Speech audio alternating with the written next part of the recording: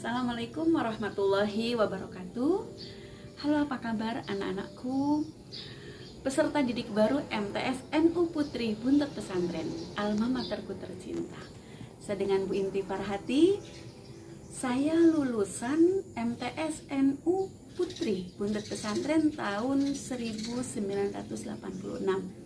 34 tahun yang lalu saya juga sama menjadi murid, menjadi peserta didik di MTS NU Putri Buntet Pesantren tercinta ini. Alhamdulillah, sekarang saya bekerja menjadi pengawas sekolah di kantor Kementerian Agama Kota Tangerang Selatan, menjadi PNS. Dan di sela-sela kesibukan saya alhamdulillah juga saat ini menjadi narasumber nasional. Kemudian saya juga menjadi penulis buku bestseller. Kemudian di sela-sela waktu saya juga menjadi peneliti di Puslitbang Kementerian Agama Kota Tangerang Selatan, menjadi asesor sekolah dan madrasah, dan menjadi konsultan sekolah bilingual. Saya ingin bercerita saja di sini dan ingin menyampaikan pengalaman pribadi. Nah, setelah saya lulus tahun 1986 dari MTS tercinta, MTS NU Putri Buntet ini, saya langsung melanjutkan sekolah di Madrasah Aliyah Yogyakarta. Dan setelah itu saya dengan nilai terbaik saya langsung melanjutkan ke IAIN Syarif Hidayatullah yang saat ini berubah nama menjadi UIN Syarif Hidayatullah Jakarta. Lulus cepat, saya masuk tahun 1989,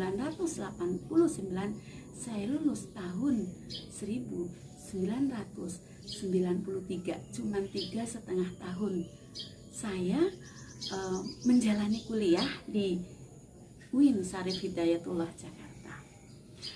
Dan alhamdulillah setelah saya lulus tahun 93 Desember, Juli 94 saya diterima menjadi PNS, menjadi guru PNS. Dan anehnya alhamdulillah pada saat yang bersamaan saya diterima di satu sekolah internasional yang saat itu para calon yang ingin mengajar di situ sangat ketat. Tapi alhamdulillah saya diterima dan saya tuh bingung, saya mau milih kemana, dua-duanya penting.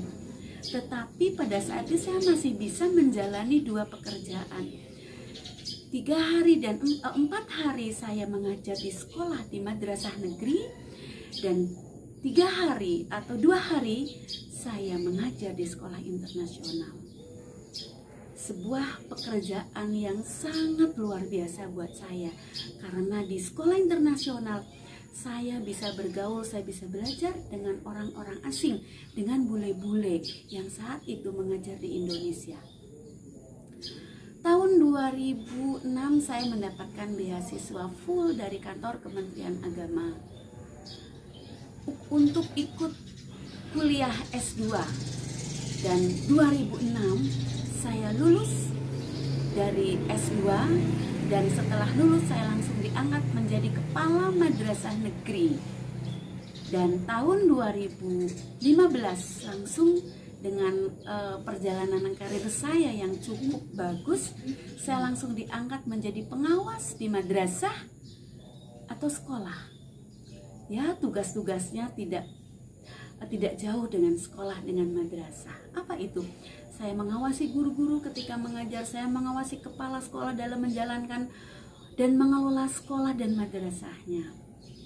Dan puncak karir saya yang saat ini tidak bisa saya lupakan adalah ketika saya mendapat beasiswa untuk short course ke luar negeri, yaitu ke Australia, tepatnya di Adelaide University, Australia tahun 2015. Memang tidak sampai bertahun-tahun, tapi disitulah saya mendapatkan pengalaman yang luar biasa. Saya dapat belajar berbagai hal, belajar ilmu yang sangat berguna.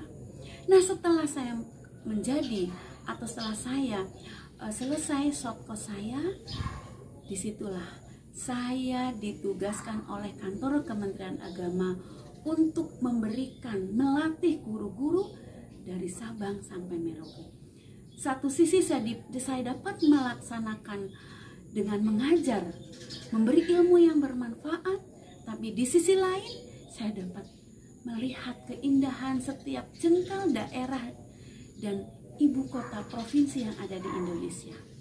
Dari Aceh, Padang, Kalimantan, Sulawesi, Jawa Tengah, Jawa Timur, sampai ke Papua. Itulah pengalaman. Karena saya sudah saya sudah belajar di luar negeri. Itulah kenapa kita harus punya cita-cita, harus sampai sekolah di luar negeri. Namun hal yang paling penting yang ingin saya share, yang ingin saya ceritakan dan sampaikan di sini, kenapa sampai berhasil? Perjalanan karir saya baik-baik saja, karena saya menjalani amanah dari para kiai, para sesepuh di Pondok Buntut Pesantren ini. Apa? Kesungguhan dalam mencapai cita-cita. Semenjak saya sekolah, belajar di MTS NU Putri, saya tidak pernah membuang waktu. Saya selalu belajar dengan tekun, belajar dengan rajin. Walaupun saat saya di MTS saya tidak pernah mendapatkan ranking 1. Tapi saya terus belajar. Karena ada satu hal saya sangat ingat mahfuzat.